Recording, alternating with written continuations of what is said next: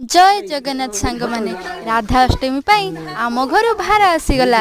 आम एपटे राधाअष्टमी रे तो बाप घर झील बहुत सारा जिनस आसे। मो भौणी छटक ए सब भार नहीं आसी।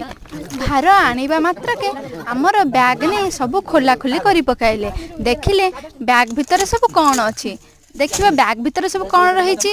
अरे अटा अच्छी, सुजी अच्छी, बेसन अच्छी, मटर अच्छी, तेल अच्छी, मिक्सर अच्छी, बिस्कुट अच्छी, आपेल अच्छी, काकुड़ी अच्छी, कदली भी मध्य अच्छी। कदली टिके अधिक आसे कारण भोग हेब तो से लगी।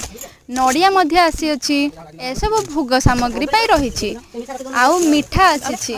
मिठा कौन साई किसी बंटा जीव आउ किसी घर पाए निमिक मध्य रही अच्छी। ए सब जिनस दे मो भौणी छटकी स्कूटी धरी पक्षी भाया पुर किना उड़ी चली गला।